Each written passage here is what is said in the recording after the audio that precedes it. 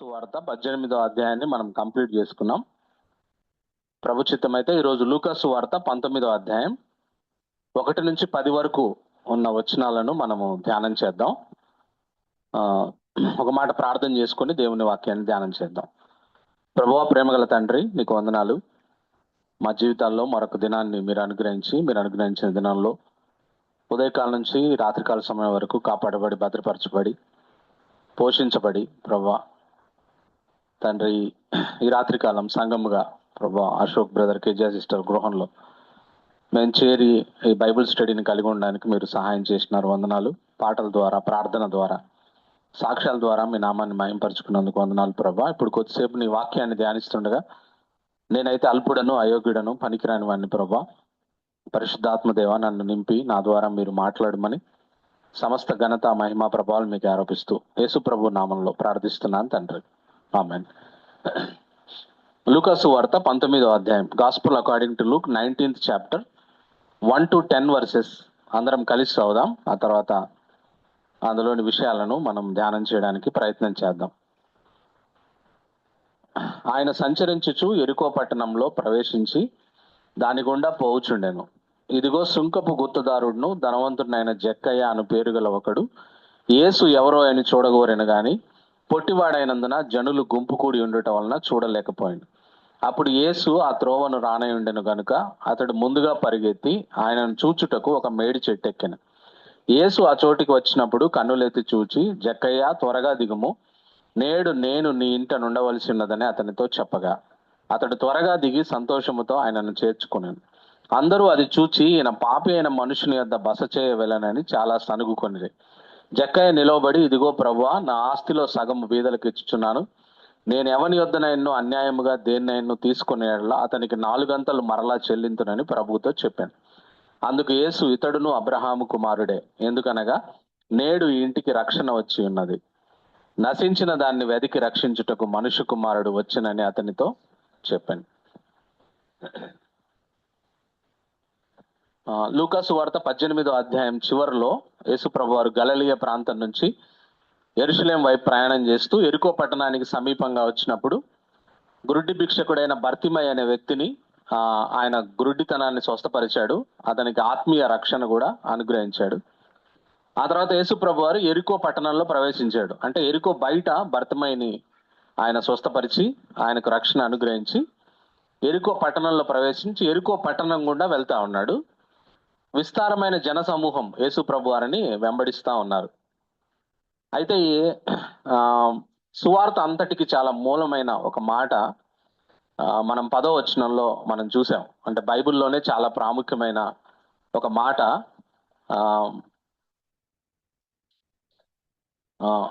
10వ వచనం, లూకాసు వార్త 19వ అధ్యాయం 10వ వచనంలో మనం చూసిన విషయం ఏంటంటే ఒక చాలా ప్రాముఖ్యమైన వచనం. యేసు ప్రభు నశించిపోతున్న మనుషులను వెదికి రక్షించడానికి ఈ లోకానికి వచ్చాడు అనే విషయం కదా. మానవ చరిత్ర ప్రారంభం నుంచి దేవుడు మానవుణ్ణి వెదికి రక్షించే పనిలోనే ఉన్నాడు. ఫర్ ఎగ్జాంపుల్, ఆదాము తినొద్దన్న పండు తిని దేవుని ఆజ్ఞను అతిక్రమించినప్పుడు, దేవుని కనబడకుండా చెట్ల చాటున దాక్కున్నప్పుడు ఆదామును వెతుక్కుంటూ దేవుడు వచ్చి, ఆదామా ఎక్కడున్నావు అని అడిగాడు. అడిగి పేరు పెట్టి పిలిచి ఆదామును ఆయన వెతికి రక్షించాడు. ఆ తర్వాత విగ్రహారాధన చేస్తూ మరి నిజ దేవుడు అంటే ఎవరో తెలియని అబ్రహాముకి దేవుడు తనను తాను బయలుపరుచుకొని తనను పిలిచి తనకు తాను బయలుపరుచుకొని తనతో వాగ్దానం చేశాడు. ఆ తర్వాత ఫరో దగ్గర నుంచి పారిపోయి మిద్యాను అరణ్యంలో తన మామ మందలు కాస్తూ కాలక్షేపం చేస్తున్న మోషేను మండుచున్న పొదలోంచి మోషే మోషే అని పిలిచి ఇశ్రాయేలుకు నాయకుడిగా నియమించాడు. ఆ తర్వాత సమూయేలు గ్రంథంలో మనం చూస్తే బాలుడైన సమూయేల్ని శామ్యుయల్ అని పిలిచి తన ప్రవక్తగా నియమించుకున్నాడు. ఇదంతా ఓల్డ్ టెస్టిమెంట్ లో జరిగిన విషయాలు. న్యూ టెస్టిమెంట్ లో కూడా దేవుడు అదే ప్యాటర్న్ ని కొనసాగించాడు కదా. ఉదాహరణకి లూకాసు వార్త 15వ అధ్యాయంలో మరి సీకింగ్ షెపర్డ్ ని మనం చూసాం. అంటే ఒక గొర్రె తప్పిపోతే దాన్ని వెతకడానికి వెళ్ళిన కాపరిని చూసాం. ఆ తర్వాత సీకింగ్ ఉమెన్, 10 నాణ్యాలు ఉంటే ఒక నాణ్యం పోగొట్టుకుంటే దీపం పెట్టి ఇల్లంతా వెతికి ఆ నాణ్యాన్ని కనుగొన్న స్త్రీని మనం చూసాం. సీకింగ్ ఫాదర్, కుమారుడు ఎప్పుడు వస్తాడా అని ఎదురు చూస్తూ మరి వచ్చిన వెంటనే కుమారుడిని హత్తుకున్న తండ్రిని చూశాం. ఆ తర్వాత యేసుప్రభు పరిచర్య ప్రారంభమైన తర్వాత కూడా పేతురు, ఆంద్రే అని తనను వెంబడించమని పిలిచాడు, వాళ్ళ పేర్లు పెట్టి. యాకోబును, యోహాన్ని పిలిచాడు. ట్యాక్స్ కలెక్టర్ మత్తయిని పిలిచాడు. సంఘాన్ని హింసిస్తున్న సౌలుని సౌలా అని పిలిచి మరి ఆ సౌలును పౌలుగా మార్చిన విషయం మనం చూస్తాం కదా. అనగా మానవుడు తన దగ్గర నుంచి తప్పిపోయిన నాటి నుంచి దేవుడు వెదకి రక్షిస్తానే ఉన్నాడు, వెదకి రక్షించే పనిలో కొనసాగుతానే ఉన్నాడు. ఆ విధంగా యేసు ప్రభు వారు వెదకి రక్షించిన ఒక స్టోరీనే మరి లూకాసు వార్త 19వ అధ్యాయంలో మనం 1 నుంచి 9 వచనాల్లో చదువుకున్నాం కదా. సో ఈ వాక్య భాగంలోనికి మనం వెళ్తే, యేసు ప్రభు యెరికో పట్టణం గుండా వెళ్తా ఉన్నాడు. ఆ యెరికో పట్టణంలో ఒక వ్యక్తి ఉన్నాడు, ఆయన పేరు జక్కయ్య. ఈయన వృత్తి సుంకపు గుత్తదారుడు అని రాయబడింది. ఇంగ్లీష్లో చీఫ్ ట్యాక్స్ కలెక్టర్. అంటే ఈ రోజుల్లో అయితే commissioner of income tax department అని చెప్పొచ్చు ఆయన డిపార్ట్మెంట్ కదా. అంటే ఆ రోజుల్లో ఇస్రాయేల్ ప్రజలు, అంటే ఆయన పదవిని మనం అర్థం చేసుకోవడానికి ప్రయత్నం చేస్తే, జక్కయ్య గారి పదవిని, ఆ రోజుల్లో ఇస్రాయేల్ ప్రజలు రోమన్ గవర్నమెంట్ కింద ఉండేవారు. రోమా గవర్నమెంట్ 3 ఏరియాల్లో ట్యాక్స్ బూతులు ఉండేవి, మెయిన్ ట్యాక్స్ బూతులు 3 ఏరియాస్లో. అంటే వాటిని ట్యాక్స్ ఫ్రాంచైజీస్ అంటారు.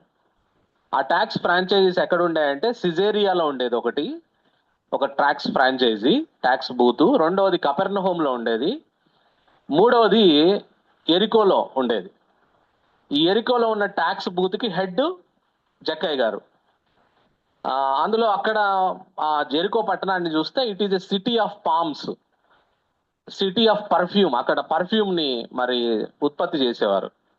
దాన్ని ఈడెన్ ఆఫ్ పాలస్తీన్ అని అనేవారు, ఎందుకంటే చుట్టూ రోజ్ గార్డెన్స్ ఉండేవి. అంటే ఒక ట్రేడ్ సెంటర్ యెరికో, వ్యాపార కేంద్రంగా ఉండేది. అయితే యెరికోలో ఈ ట్యాక్స్ బూత్ ఉన్న ఏరియా నుంచి ఏ వెహికల్ పోయినా కూడా అక్కడ ట్యాక్స్ కట్టేసి వెళ్ళిపోవాలి.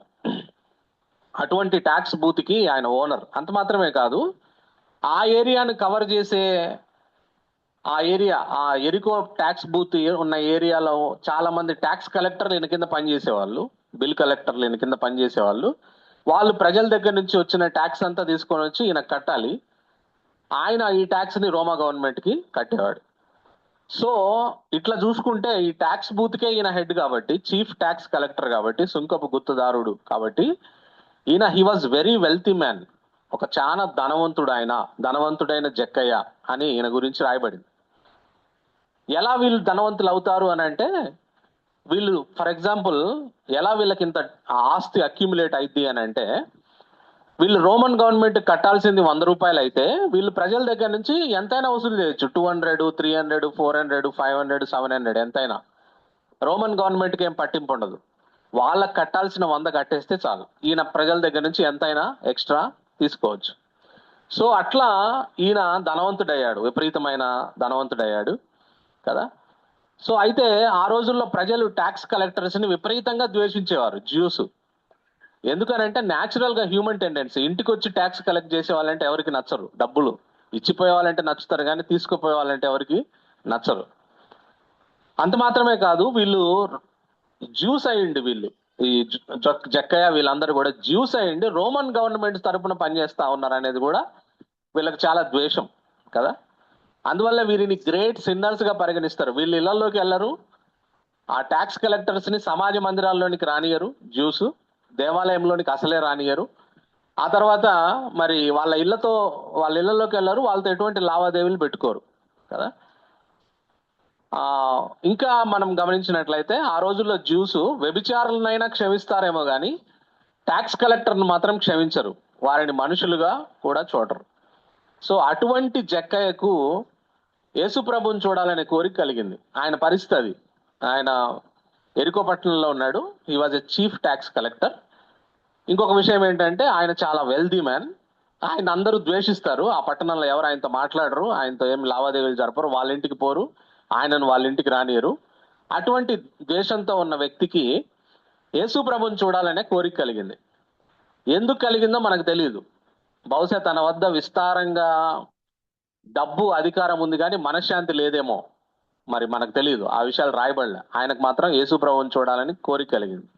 లేదా తాను ప్రజలను పీడించి డబ్బులు వసూలు చేస్తున్న పాపము తాలూకు గిల్ట్ ఆయన ఏమైనా వేధించిందేమో. నేను ఇంకా చాలా ఎక్కువగా అక్యుములేట్ చేస్తున్నా, నా గిల్ట్ ఏమైనా వేధించిందేమో తెలియదు. లేదా యేసు ప్రభు దేవుడని, ఆయన అనేక మంచి మాటలు మాట్లాడాడని, అనేక అద్భుతాలు చేశాడని, అనేక మంది పాపులను క్షమించాడని యేసు ప్రభు గురించి సమాచారం విని యేసు ప్రభుని చూడాలనే కోరిక కలిగి ఉండొచ్చు. రీజన్ ఏంటో మనకు తెలియదు, కానీ ఈయనకు యేసు ప్రభుని చూడాలనే కోరిక కలిగింది. ఇది చాలా మంచి కోరిక. ఎవరికైనా మనలో ఇంకా యేసు ప్రభుని కలుసుకొని వారికి కలగాల్సిన ఒక మంచి కోరిక, మన జీవితంలో ఒక మంచి కోరిక ఏంటంటే యేసు ప్రభుని కలుసుకోవాలి, చూడాలనే కోరిక మనం కలిగి ఉండాలి. సో ఆయన కోరిక కలిగింది, కానీ he has so many obstacle to come to Jesus. యేసు ప్రభు దగ్గరికి రావడానికి ఆయనకు చాలా ఆటంకాలు ఉన్నాయి. కోరిక అయితే ఉంది కానీ ఆటంకాలు ఉన్నాయి. ఏంటి? మొదటి ఆటంకం ఏంటంటే ఈయన బై స్టేచర్ పొట్టివాడు, కాబట్టి విస్తారమైన జనం, వేల మంది జనాలు యేసు ప్రభుని వెంబడిస్తా ఉన్నారు. కాబట్టి పొట్టిగా ఉన్నాడు కాబట్టి అదొక అబ్స్టాకిల్. యేసు ప్రభు చూడడానికి మరి ఆయనకు అవ్వలేదు. రెండవది మరి అది ఒక అబ్స్టాకిల్ ఆయనకు యేసు ప్రభు దగ్గరికి రావడానికి. రెండవది ఈయన ధనవంతుడు కాబట్టి సెక్యూరిటీ ప్రాబ్లమ్స్ ఉంటాయి. విస్తారమైన బాగా ధనవంతుడు కాబట్టి ధనవంతుడికి సెక్యూరిటీ ప్రాబ్లమ్స్ ఉంటాయి జనాల్లోకి రావాలంటే. అదొక అబ్స్టాకిల్ ఈయనకి. మూడవది ఏంటంటే వీళ్ళు అసలు ఈయనను జ్యూస్ అందరూ ద్వేషిస్తారు కాబట్టి విస్తారమైన మాబ్లో ఎటువంటి దాడులైనా ఆయన మీద చేయడానికి అవకాశం ఉంది కదా. సో అయితే యేసు ప్రభువుని గురించి జక్కయ్య విన్నాడు, యేసు ప్రభుని చూడాలనుకున్నాడు, అనేక అబ్స్టాకిల్స్ ని మరి ఎదుర్కొన్నాడు కదా. ఈ రోజుల్లో కూడా యేసు ప్రభు గురించి చాలా మందికి తెలుసు, కానీ యేసు ప్రభు దగ్గరికి రావడానికి ఈ రోజుల్లో కూడా చాలా మందికి అనేక అబ్స్టాకిల్స్ ఉంటాయి కదా. ఫర్ ఎగ్జాంపుల్ మన ఉదాహరణకు తీసుకుంటే యేసు ప్రభు గురించి తెలుసు, యేసు ప్రభు దేవుడు అని తెలుసు, యేసు ప్రభు మరి స్వస్థపరుస్తాడని తెలుసు, యేసు ప్రభు రక్షిస్తాడని తెలుసు, యేసు ప్రభు సహాయం చేస్తాడని తెలుసు. కానీ చాలా మంది యేసు ప్రభు దగ్గరికి రాకపోవడానికి కారణం, ఆయన చూడకపోవడానికి, కలుసుకోపోవడానికి కారణం ఏంటంటే ఒకటి ప్రైడ్, గర్వం కదా. గర్వం అంటే సెల్ఫ్ రిలయన్స్ కదా. ప్రత్యేకించి ఇండియాలో యేసు ప్రభు దగ్గరికి రాకపోవడానికి చాలా మంది కారణం ఏంటంటే క్యాస్ట్. మేము అప్పర్ క్యాస్ట్, యేసు ప్రభు లోయర్ క్యాస్ట్ దేవుడు, కాబట్టి మేము వెళ్తే మళ్ళీ మా క్యాస్ట్ సంబంధించి ఏమన్నా వస్తుందేమో అన్న భావన కూడా చాలా మందికి ఇండియాలో స్పెషల్ గా ఉంటా ఉంటది కదా. ఆ ప్రైడ్ ని పక్కన పెడితే గానీ యేసు ప్రభు దగ్గరికి రావడానికి కుదరదు. ఆబ్స్టాకిల్ ని అధిగమించాలి యేసు ప్రభుని కలుసుకోవాలి, చూడాలి అంటే. రెండవది మనుషుల్లో సాధారణంగా యేసు ప్రభుని కలుసుకోకపోవడానికి కారణం ఏంటంటే, ఆబ్స్టాకిల్ ఏంటంటే ఐడోలేటరీ. ఐడోలేటరీ అంటే దేవుడి కంటే చాలా మందికి చాలా ఎక్కువ ప్రేమిస్తూ ఉంటారు కదా. కొంతమందికి డబ్బు అంటే పిచ్చి, కొంతమందికి వస్తువులు అంటే పిచ్చి, కార్లు, సెల్ ఫోన్లు, కొంతమందికి పదవి అంటే చాలా పిచ్చి, కొంతమందికి శరీర కోరికలు అంటే పిచ్చి కదా. ఇట్లా అంటే దేవుడి కంటే ఎక్కువగా ఏది కోరుకున్నా కూడా అది విగ్రహారాధనే. అంటే ఫస్ట్ ప్రైడ్ అయితే మరి దేవుని దగ్గరికి రాకపోవడానికి మనుషులు కారణం. రెండోది ఏంటంటే వాళ్ళల్లో ఉన్న ఆశలు, విగ్రహారాధన. అంటే దేవుని స్థానం, దేవుడికి ఇవ్వాల్సిన స్థానంలో వాళ్ళు చాలా ఐడోలేటరీ చేస్తూ ఉంటారు, దానివల్ల రాలేకపోతా ఉంటారు. అది రెండవ అబ్స్టాకిల్. మూడవది ఏంటంటే వరల్డ్, లోకం. దేవుని దగ్గరికి రాకుండా ఏమడ్డుకుంటుందంటే లోకము, లోకాశలు కదా. అందుకే బైబిల్ చెప్తుంది, ఒకడు సర్వలోకాన్ని సంపాదించుకొని వాడిని ప్రాణం పోగొట్టుకుంటే వానికి ఏమి ప్రయోజనము అని కదా. సో ఈ లోకము, ఈ లోకానికి సంబంధించిన ఆశలు మరి దేవుడి దగ్గరికి రాకుండా అడ్డుకుంటా ఉంటాయి. ఆ తర్వాత చివరిది ఏంటంటే, నాలుగో రీజన్ ప్రజలు రాకపోవడానికి కారణం ఏంటంటే they are involved in secret sins and self righteousness. నేను మంచివాడినే, నాకు దేవుడు అవసరం లేదనే ఒక భావన. ఆ తర్వాత లోపల వాళ్ళు ఇండల్జ్ అయిన సిన్, మా దేవుడి దగ్గరికి వస్తే ఈ సిన్ని విడిచిపెట్టాల్సి వస్తుందేమో, నేను ఈ సిగరెట్ మానుకోలేను, లేకపోతే నేను ఈ మందు మానుకోలేను, లేకుంటే నాకున్న ఈ అక్రమ సంబంధాన్ని నేను మానుకోలేను, కాబట్టి ఇక్కడికి వస్తే యేసు ప్రభు దగ్గరికి వస్తే నేను వీటిని మానుకోవాల్సి వస్తుందేమో అన్న, అవి కూడా అబ్స్టాకిల్ గా ఉంటాయి కదా. సో అయితే జక్కయ్యలో ఉన్న ఒక గొప్ప విషయం ఏంటంటే, జక్కయ్యకి అబ్స్టాకిల్స్ ఉన్నా సరే యేసు ప్రభువుని చూడాలనుకున్నాడు, అడ్డంకులను అధిగమించాలని తీర్మానం చేసుకున్నాడు కదా. ఇప్పుడు ఈ 4 అడ్డంకులు కూడా ఎవరిలో అయినా ఉంటే కదా, యేసు ప్రభు దగ్గరికి రాకుండా వాటిని అధిగమించాలి మనం. ఆయన ఎట్లయితే తనకున్న అబ్స్టాకిల్ని అధిగమించిండో అట్లా మనం అధిగమించాల్సిన అవసరం ఉంది. సో 4th వరుసలో రాయబడ్డ మాట ఏంటంటే 4వ వచనంలో 19వ అధ్యాయం 4వ వచనంలో 19వ అధ్యాయం 4వ వచనంలో రాయబడ్డ మాట, యేసు అప్పుడు యేసు ఆ త్రోవను రానయుండెను గనుక అతడు ముందుగా పరిగెత్తి ఆయన చూచుటకు ఒక మేడి చెట్టు ఎక్కెను అనే మాట కదా. మరి అడ్డంకులు అధిగమించి మరి ఆయన మేడి చెట్టు ఎక్కి కూర్చున్నాడు. యేసు ప్రభు ఈ దారిలోనే వస్తాడు అనే విషయాన్ని కనుగొని పోయి మేడి చెట్టు ఎక్కి కూర్చున్నాడు. యేసు ప్రభు ఆ దారిలో వెళ్తూ వెళ్తూ జక్కయ్య అన్న చెట్టు దగ్గరికి వచ్చాడు. కన్నులెత్తి చూచి, జక్కయ్య త్వరగా దిగు, నేడు నేను నీ ఇంట ఉండవలసిందే అన్నాడు. జక్కయ్య గుండె గుబేలం అని ఉంటది. మరి యేసు ప్రభు గురించి ఇక్కడ మనం ఆలోచించాలి కదా. అంత వేల మంది ఆయన్ని వెంబడిస్తా ఉన్నారు. ఒక చాలా ప్రాముఖ్యమైన పనికి పోతా ఉన్నాడు. ప్రాముఖ్యమైన పని అంటే యెరూషలేముకి వెళ్ళి సిలువలో చనిపోవాలి కదా. అదే ఆయన దానికోసమే వచ్చాడు ఆయన. అంత ప్రాముఖ్యమైన పనిలో పోతూ అన్ని వేల మంది జనాలు ఆయన వెంబడిస్తా ఉంటే ఈ ఒక్క జక్కయ్యను లక్ష్యం చేసి యేసు ప్రభు వారు ఆ మేడి చెట్టు మీద ఉన్న జక్కయ్యను లక్ష్యం చేసి ఆయన దగ్గరికి వచ్చి పేరు పెట్టి పిలిచి, జక్కయ్య త్వరగా దిగు, మరి నేడు నేను నీ ఇంట ఉండవలసి ఉన్నది అని అన్నాడు కదా. అంటే ఇది దీంట్లో మనం అర్థం చేసుకోవాల్సిన విషయం ఏంటంటే, జీసస్ కి మన పేర్లు తెలుసు, మనం ఏ చెట్టు మీద ఉన్నామో తెలుసు, ఏమి ఆలోచిస్తున్నామో తెలుసు, మన గురించి సర్వము, మనం ఎప్పుడు ఏం చేస్తామో కూడా, ఎప్పుడు ఎలా రియాక్ట్ అవుతామో, ఎప్పుడు ఎలా ఏం చేస్తామో అన్నీ తెలుసు యేసు ప్రభువుకి కదా. ఇది మనము నిజంగా మనం ఆలోచించవలసిన విషయం కదా. కాబట్టి ఏ చెట్టు మీద ఎవరున్నారు అనే విషయం యేసు ప్రభుకి బాగా తెలుసు కదా. అంతేకాదు, ఆయన మనల్ని పేరు పెట్టి పిలిచే దేవుడు కదా. జక్కయ్య జక్కయ్య అని అంతకుముందు మనం చూసాం. మోషే మోషే, సౌలా సౌలా కదా, మార్తా మార్తా. యేసు ప్రభు వారు ఎంతమందిని బైబిల్లో కదా ఆయన అట్లా పేరు పెట్టి మరి పేరు పెట్టి పిలిచే దేవుడు అనే విషయాన్ని కూడా నేను మీకు జ్ఞాపకం చేస్తాను. అంతేకాదు, ఆయన చెప్పిన మాట ఏంటంటే, త్వరగా దిగు, hurry up, it was an urgent call, నేడు నేను నీ ఇంట ఉండవలసి ఉన్నది అని కదా. నేడే, ఈరోజు నేను నీ ఇంటికి రావాలి, నువ్వు త్వరగా దిగు అని చెప్పాడు కదా. అందుకే Bible did not promise does tomorrow. రేపటి గురించి బైబుల్ మనకెవ్వరికి వాగ్దానం చేయట్లా, రాసి ఇవ్వట్లా. ఈ రోజే బైబిల్ చెప్తున్నమాట కదా. రేపు ఏం జరుగుతుందో తెలియదు, ఇదే రక్షణ దినం, ఇదే మిక్కిలి అనుకూల సమయం అని బైబిల్ చెప్తా ఉంది. సో ఇంకా ఎవరమైనా ప్రభు దగ్గరికి రావాల్సిన వారు ఉంటే ఇదే ఈ రోజే. రేపటి గురించి మనకు తెలియదు, రేపు ఏం జరుగుతుందో మనకు తెలియదు. కాబట్టి we need to come to Jesus today, we need to respond to Jesus today కదా. అంతేకాదు, ఇంకా చూడండి యేసు ప్రభులో ఉన్న మా ప్రత్యేకత. మరి అంతమంది ఉంటే జక్కయ్యను ఒక్కడినే గుర్తించడం, జక్కయ్య దగ్గరికి వెళ్ళడం, జక్కయ్యని పేరు పెట్టి పిలవడం, జక్కయ్య త్వరగా దిగు, నీ ఇంటికి నేను రావాల్సి ఉంది అని చెప్పడం. అంతేకాదు, ఇంకా యేసు ప్రభు అక్కడ ఇంకేం చేసిందంటే, ఆ ఊర్లో నిజంగా జక్కయ్య వాజ్ ఏ బ్రాండెడ్ సిన్నర్. ఎరికోలో పాపుల్లో ప్రధాన పాపి కదా. He was an out cost person in Jericho. ఎవడు జక్కయ్యతో లావాదేవీలు చేయడు, వాళ్ళ ఇంటికి పోరు, వాళ్ళను జక్కయ్య ఇంటికి రానియరు, జక్కయ్య చర్చికి రానియరు, సమాజ మందిరానికి రానియరు. అసలే జక్కయ్యతో ఒక వెలివేయబడిన వ్యక్తి జక్కయ్య. అయితే యేసు ప్రభు, నేను వస్తా మీ ఇంటికి అన్నాడు. ఎవరు రారా మీ ఇంటికి, I will come to your house అని అన్నాడు కదా. అంటే hour God did not look for public opinion, Jesus never seek for public approval కదా. ఎప్పుడు మనుషులు ఏమనుకుంటారో అని యేసు ప్రభు ఎప్పుడు చూడలే. పాపులారిటీని బట్టి ఆయన పోలే. ఏది ట్రూతో, ఏది ఎప్పుడు అవసరమో అది ఖచ్చితంగా చేశాడు. అందుకే ఆయనకున్న పేరు ఏమిటనంటే, ఈయన పాపులను చేర్చుకుంటాడు అనే మాట కదా. జక్కయ్య త్వరగా దిగు, నేను నీ ఇంటికి రావాల్సి ఉన్నది అని చెప్పాడు కదా. అవుట్ కాస్ట్ ని, నీ ఇంటికి ఎవరు రారా, నిన్నెవరు పట్టించుకోరా, నువ్వు అవుట్ కాస్ట్ గా ఫీల్ అవుతున్నావా, నువ్వు ఒంటరిగా ఫీల్ అవుతున్నావా, నిన్నెవరు పట్టించుకోలేదని నీ ఇంటికి యేసు ప్రభు రావడానికి ఇష్టపడే దేవుడిగా ఉన్నాడు.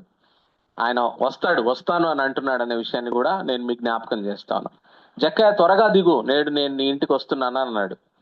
అప్పుడు 6వ వచనంలో రాయబడ్డ మాట ఏంటంటే, జక్కయ్య త్వరగా దిగి సంతోషముతో ఆయనను తన ఇంట చేర్చుకున్నాడు అనే మాట. డిఎల్ మూడీ గారు ఏమంటారంటే, Jakkayya was converted from limb to the ground అంటాడు. అంటే కొమ్మ మీద నుంచి నేల మీదకి వచ్చే లోపల జక్కయ్య మారిపోయిండు, రక్షించబడ్డాడని మరి డిఎల్ మూడి గారు చెప్పారు. జక్కయ్య జాయ్ఫుల్లీ రిసీవ్డ్ జీసస్ కదా. అప్పుడు అందరూ 7వ వచనంలో రాయబడ్డ మాట, అందరూ అది చూచి ఈయన పాపి అయిన మనుషుని వద్ద బస చేయ వెళ్ళనని చాలా సనుగుకొన్నారు అనే మాట కదా. యేసు ప్రభు ఈ లోకంలో ఉన్నప్పుడు చెప్పిండు ఆయన, నేను పాపులను పిలవ వచ్చింది కానీ నీతిమంతులను పిలవ రాలేదు అని కదా. సో జక్కయ్య ఇంట్లోనికి వెళ్ళాడు యేసు ప్రభు. బహుశా జక్కయ్య యేసు ప్రభుని కలుసుకోగానే he might have confessed his sins, Jakkayya తన పాపాలన్నీ ఒప్పుకొని ఉంటాడు అనుకుంటున్నాం. He repented of his sin, ఆ పాపం విషయమై పశ్చాత్తాపడి ఉంటాడు. యేసు ప్రభు నందు సంపూర్ణ విశ్వాసాన్ని ప్రకటించాడు కదా. ఎలా చెప్పగలము అంటే 8వ వచనంలో రాయబడ్డ మాట మనం చూస్తే, we would see the fruit of his saved life, evidence of his saved life. Jakkayya జీవితంలో రక్షణ వచ్చింది అని ఎట్లా చెప్పగలము అంటే, ఇది చాలా ప్రాముఖ్యమైన విషయం, మనము దీని మీద మనసు పెట్టాలి కదా. 8వ వచనంలో రాయబడ్డ మాట, జక్కయ్య నిలవబడి, ఇదిగో ప్రభువా, నా ఆస్తిలో సగం బీదలకు ఇచ్చుచున్నాను, నేను ఎవని యొద్దనైనా అన్యాయంగా దేన్నైనా తీసుకునే అతనికి 4 అంతలు మరలా చెల్లింతునని ప్రభుతో చెప్పాను. ఈ విషయాన్ని మనం గమనించాలి, మనందరం దీని మీద ఈరోజు మనసు పెడదాం. ఇది ఈరోజు ఈ మెసేజ్కి ఇదే ప్రాముఖ్యమైన పాయింట్. మనం రక్షించబడ్డానికి మనం ఏం చేయాల్సిన పనిలే, ఓన్లీ మనం యేసు ప్రభువునందు విశ్వాసం ఉంచితే చాలు. మన పాపముల విషయమై పశ్చాత్తాపడి మనం ఏమీ చేయాల్సిన పనిలే. కానీ రక్షించబడ్డ తర్వాత మనలో మనం నిజంగా రక్షించబడ్డాము అనడానికి సూచన ఏంటంటే, మనలో ఫ్రూట్ కనపడుతుంది. సేవ్డ్ లైఫ్కి సంబంధించి ఎవిడెన్స్ ఆఫ్ చేంజ్డ్ లైఫ్ మనలో కనపడాలి, మార్పు కనపడాలి మనలో కదా. ఎఫెసీలకు రాసిన పత్రిక 2వ అధ్యాయంలో మనం చూస్తే మొదటి నుంచి, మీరు కృప ద్వారా రక్షించబడ్డారు, ఇది మీ వలన కలిగినది కాదు కదా, ఇది కేవలం దేవుని వరము అని చెప్తాడు. చెప్పి 10వ వచనంలో ఏమంటాడంటే, మీరు రక్షించబడింది ఎందుకంటే ముందుగా సిద్ధపరిచిన సత్క్రియలు చేయడానికై అని ఉంటది కదా. అంటే మనం రక్షించబడ్డానికి మనం ఏం పనులు చేయాల్సిన పని లేదు, కానీ రక్షించబడ్డ తర్వాత మన మార్పు నొందిన జీవితంలో మనం సత్క్రియలు మన జీవితాల్లో ఉండాలి. దట్ ఈస్ ద ఒక ఫ్రూట్, అది సత్క్రియలు చేయడం కదా.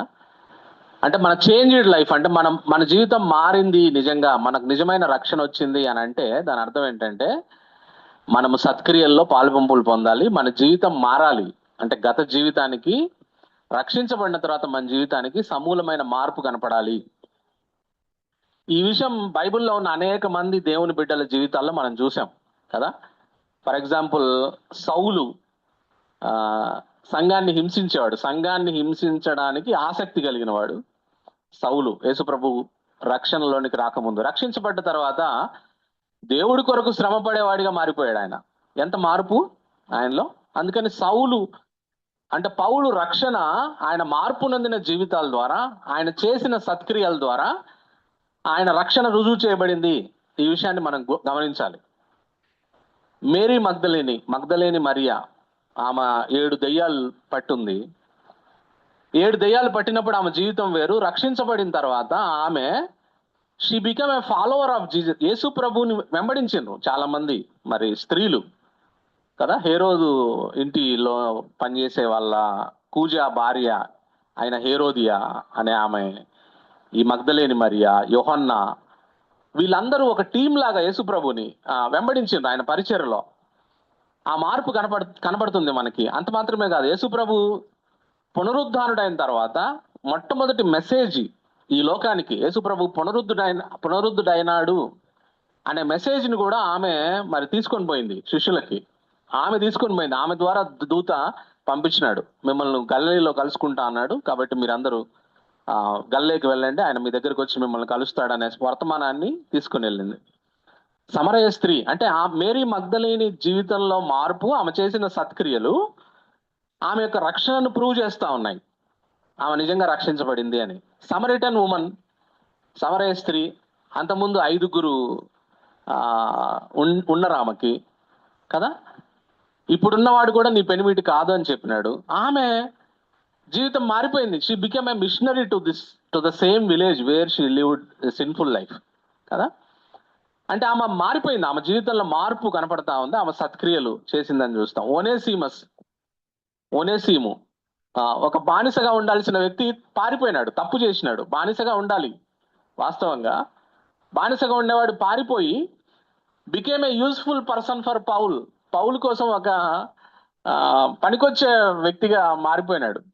పౌల్ అంటున్నాడు మళ్ళా రాస్తూ ఒనేసీమును తిరిగి పంపిస్తూ, మనవాడు నీకేమైనా డబ్బులు బాకీ ఉంటే నేను కడతాను, నువ్వు దాని గురించి ఏం ఆలోచించొద్దు, ఇదని చేర్చుకోండి అని చెప్పి చెప్పడం జరిగింది.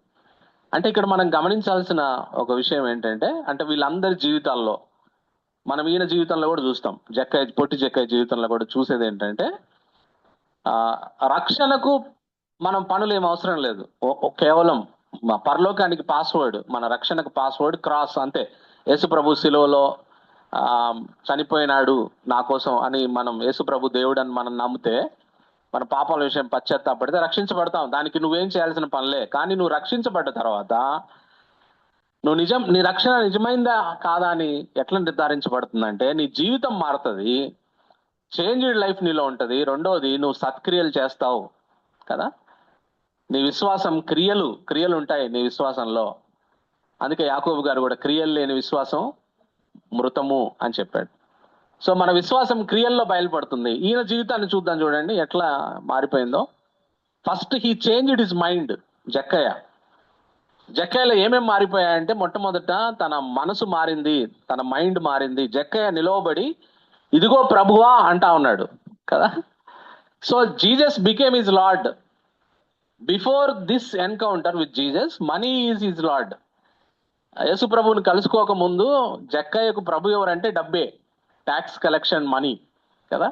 ఇప్పుడు ఆయన మనసు మారింది. ఇప్పుడు మనసు మారి నా యజమాని, నా ప్రభు డబ్బు కాదు, నా యజమాని యేసు ప్రభు అని, యేసు ప్రభుని ప్రభువా అని అంటా ఉన్నాడు కదా.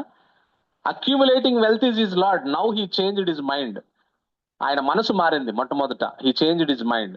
జక్కయ్య నిజమైన రక్షణ అని ఎలా చెప్పగలమంటే, రెండోది హీ చేంజ్డ్ హిజ్ హార్ట్ కదా. ఆయన మనసు మారింది. రెండోది ఆయన హార్ట్ మారింది, హృదయం మారింది. His heart changed and he got God's heart. దేవుడి హృదయం వచ్చేసింది ఆయనకి అప్పుడే కదా. వెంటనే హార్ట్ ఆఫ్ జనరాసిటీ వచ్చింది, పేదలంటే ప్రేమ కలిగింది. అంతకు మునుపు రోమా సైనికుల ద్వారా ఏ పేదలను పీడించి డబ్బులు వసూలు చేశాడో, ఇప్పుడు నా ఆస్తిలో సగం బీదలకు ఇస్తానంటున్నాడు. ఎంత చేంజ్డ్ హార్ట్ ఆయనలో కనపడతా ఉంది కదా.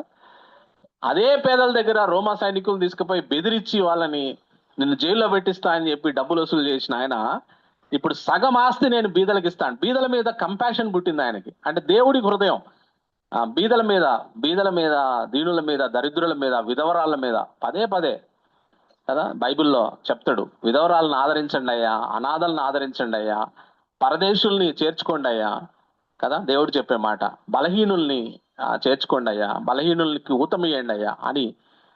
పేదల గురించి ప్రభు మనసు కదా. ఆ బలహీనమైన వారి పట్ల యేసు ప్రభు మనసు ఉంటుంది, పేదల పట్ల ఎటువంటి మనసు ఉంటుంది. ఆ మనసు వచ్చేసింది ఆయనకి. పేదలకి నేను సగం ఆస్తి ఇస్తా అంటున్నాడు, హాఫ్ వెల్త్ నాది బీదలకు ఇస్తా అంటున్నాడు. Tremendous change. టేకర్ గివర్ అయిపోయినాడు, తీసుకునేవాడు ఇచ్చేవాడిగా మారిపోయాడు. ఎంత మార్పు చూడండి, చేంజ్ ఎట్లా ఉంటుంది నిజమైన రక్షణ అయితే. Extortionist became social worker. పేదలను పీడించే ఎక్స్టార్షనిస్ట్ గా ఉన్నవాడు ఇప్పుడు సామాజిక సేవకుడిగా మారిపోయినాడు, సామాజికవేత్తగా మారిపోయినాడు. Incredible change. Started blessing people. ప్రజలకు ఒక కర్స్ లాగా మారిపోయిన వ్యక్తి ఇప్పుడు ఆ సగం ఆస్తి బీదలకు ఇవ్వడం ద్వారా ప్రజలకు ఆశీర్వాదకరమైన వ్యక్తిగా మారిపోయినాడు అనే విషయాన్ని మనం చూడొచ్చు కదా.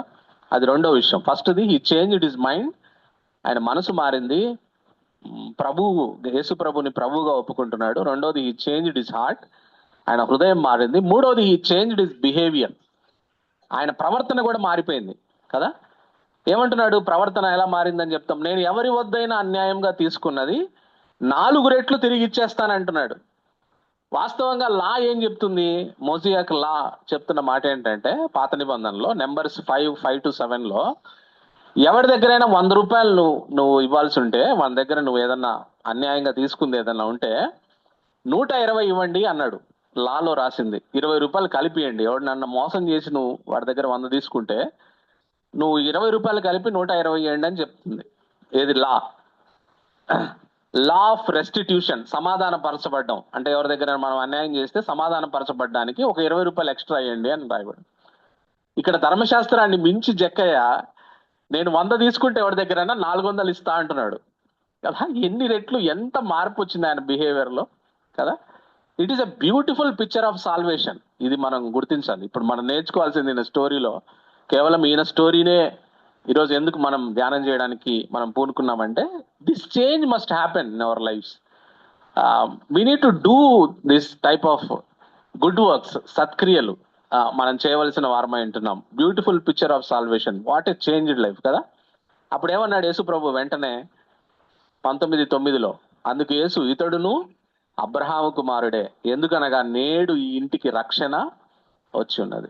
He son of Abraham not because he was a Jew but because of his salvation. యూదుడైనందుకు కాదు, యూదుడు శారీరక రీతిగా అబ్రహాముకు వారసులే, by blood, through blood Abraham వారసులు వాళ్ళు. కానీ విశ్వాసం విషయంలో అయితే రక్షణ ఉండాలి కంపల్సరీ. అందువల్ల రక్షించబడ్డాడు కాబట్టి ఆయన అన్న మాట ఏంటంటే యేసుప్రభు వారు ఇతను కూడా అబ్రహాము వారసుడే, నేడు ఈ ఇంటికి రక్షణ వచ్చి ఉన్నది అనే విషయాన్ని చెప్పండి. ఆ తర్వాత జరిగిన బ్యూటిఫుల్ విషయం తెలుసా? అంటే బైబిల్లో లేదు, చర్చ్ హిస్టరీలో, క్రిస్టియన్ హిస్టరీలో రాయబడ్డ మాట ఏంటంటే జక్కయ్య ఆ విధంగా రక్షణ పొందిన తర్వాత సిజేరియాలో చర్చికి పాస్టర్ అయ్యాడంట. He became a pastor for Caesarean church. Caesarea అనే ఆ ప్రాంతంలో చర్చికి పాస్టర్ అయ్యాడు జక్కయ్య గారు. ఆ తర్వాత అదే చర్చికి కొర్నేలి పాస్టర్ గా పనిచేసిండు. ఈయన పనిచేసిన తర్వాత కొర్నేలి గారు కూడా ఆ సంఘానికి, సిజేరియాలో ఉన్న సంఘానికి పాస్టర్ గా పనిచేసిండు. వాట్ ఏ ట్రాన్స్ఫర్మేషన్ కదా. ఒక బ్రాండెడ్ సిన్నర్, ఒక ఎక్స్టార్టనిస్ట్, ఒక గ్రాబర్, మనీ గ్రాబర్, ఆయన he became a believer first, later he became a pastor and came in to the minister of seek and saving souls కదా. పాస్టర్ అంటే pastor పని ఏంది? నశించిపోతున్న ఆత్మలను రక్షించడం కదా. ఒకప్పుడు ఆ నశించిపోయే పరిస్థితిలో ఉన్న వ్యక్తి రక్షించబడ్డాడు, జీవితాన్ని మార్చుకున్నాడు, ఆ బిహేవియర్ మారింది, ఆయన క్రియలు మారిపోయి అన్ని మారిపోయిన తర్వాత he became a pastor, later he involved in the ministry of seeking and saving souls. ప్రభు ఎందుకైతే వచ్చాడో ఈ భూమి మీదకి నశించిపోతున్న వాళ్ళని వెతికి రక్షించే పనిలో ఆయన కూడా భాగస్వామి అయ్యాడు అనే విషయాన్ని ఈ సందర్భంగా నేను మీకు జ్ఞాపకం చేస్తున్నా. సో మనం కూడా రక్షించబడిన తర్వాత మన జీవితాల్లో మార్పు రావాలి. రెండవది సత్క్రియలు మనం చేసే వారంగా ఉండాలి. మూడవది మనం we need to seek and save పనిలో. అంటే యేసుప్రభు ఏ పని నిమిత్తం ఈ భూమి మీదకి వచ్చి ఆయన శిలువలో ప్రాణం పెట్టిండో, నశించిపోయిన దాన్ని వెతికి రక్షించడానికి మనం కూడా ఆ పనిలో భాగస్వాములు అవ్వాల్సిన అవసరత ఉంది అని నేను మీకు జ్ఞాపకం చేస్తున్నాను. ఎందుకంటే ప్రియ దేవుని బిడ్డలారా, Jesus is the only hope in this doomed world కదా. ఈ మునిగిపోతున్న లోకం ఇది. ఈ మునిగిపోతున్న లోకానికి ఒకటే ఒక హోప్. ఏంటి ఈ లోకానికి అంటే యేసు ప్రభువే హోప్, ఇంకా వేరేదేం లేదు కదా. ఒక ఆయన ఇలా రాశాడు, man need a profit to tell him truth. ఒక మనిషికి సత్యం చెప్పడానికి ఒక ప్రవక్త కావాలి. He needs a priest to represent him to God. దేవునికి ఒక వ్యక్తిని రిప్రజెంట్ చేయడానికి ఒక యాజకుడు కావాలి మనిషికి. He need a king to guide, protect and provide for his life. తమ జీవితాలను కాపాడడానికి, వాళ్ళని పోషించడానికి ఒక రాజు కావాలి. Man need shepherd to feed and secure him. ఒక కాపరి కావాలి అతన్ని పోషించడానికి, అతన్ని భద్రపరచడానికి. డూ యు నో ఆయన రాసిన మాట ఏంటంటే Jesus came to the earth to do all this for you and me అని రాసి. ఇవన్నీ చేయడానికి యేసుప్రభు ఈ లోకానికి వచ్చిండు. ఆయన ఒక ప్రవక్త లాగా సత్యం చెప్తున్నాడు మనకి. ఆయన ఒక ప్రీస్ట్ లాగా మనల్ని రిప్రజెంట్ చేస్తున్నాడు తండ్రి అయిన దేవుని దగ్గర. ఆయన ఒక కింగ్ లాగా మనకు ప్రొవిజన్స్ ఇస్తా ఉన్నాడు. ఆయన ఒక షెపర్డ్ లాగా మనల్ని కాపాడుతా ఉన్నాడు, సెక్యూర్ చేస్తా ఉన్నాడు. అన్ని యేసు ప్రభువులోనే ఉన్నాయి కదా. What a glorious thing to have Jesus in our lives. అది జక్కయ్య కలిగి ఉన్నాడు, మన జీవితాల్లో కూడా మనం కలిగి ఉన్నాం. దీన్ని బట్టి మనం దేవుడికి వందనాలు చెల్లించబద్దులమైనాం. దేవుడి మాటలు దీవించును. బైబిల్లో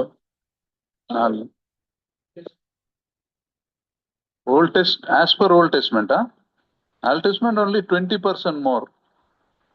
He gave 400% more.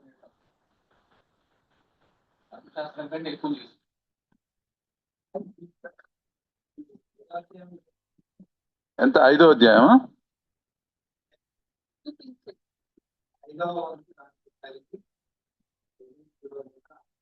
First half of position ఇచ్చారు. తర్వాత హూఎవర్ హీ చీటెడ్ వాళ్ళకి 4 times అమౌంట్. 2 things ఇది. దాంట్లో ఒక question, half of his position he gave to the poor. All he cheated, he gave 4 times. Most people he would have cheated.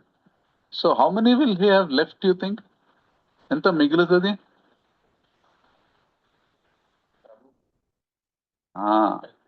Correct. You know, all his life, that's a sign of salvation. All his life he was accumulating.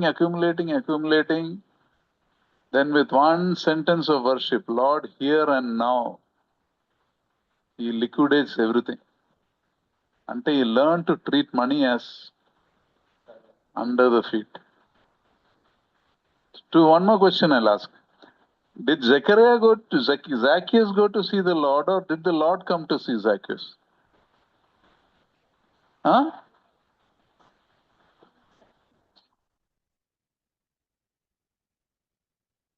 The Lord came to see Zacchaeus. 2 together, Did you get saved, or did the Lord save you? Did you go to the Lord, or did the Lord come to you? You know, Zacchaeus thought he was going to see the Lord. But when the Lord came down the tree and looked at him, that's where probably he realized, or we understand, it was the Lord who was coming for Zacchaeus all the way to Jericho. So why did he go? We asked a question, no? That comes, sometimes the Lord compels you. Inside your heart, you will feel that urge. You'll feel that urge. I must go. So that is also the Lord's doing only. His going to the Lord is also Lord's doing. Yeah. You know, the Bible says you are not under law but under grace. Kada? Law tells to give 20% more. Grace, he gave 400% on his own. Adi grace. Many times మనం అనుకుంటాం law and you are not under law అంటే grace లో ఒక relief ఉంటుంది అని. No, grace, your heart. Grace changes your heart. Makes it a generous heart. Just like tithe. As believers, we don't have tithe. But we are supposed to give cheerfully as much as we can. Yeah, let's pray. Father, we thank you for this, your word about Zacchaeus and how a changed life looked. A change of heart, a change of mind, and a change of behavior. And a change in the attitude of money. Many times our heart changes, our mind changes, but the way we think about money doesn't change. We still remain stingy many times. Give us that heart of generosity, each one of us. Generosity is not about money. It is about an attitude that God will take care when I give as the Lord wants me to give. Help each one of us to grow in that attitude and show this true signs of not being under the law but under grace. We thank you, we praise you, Master. In Lord Jesus' most precious name we pray. Amen.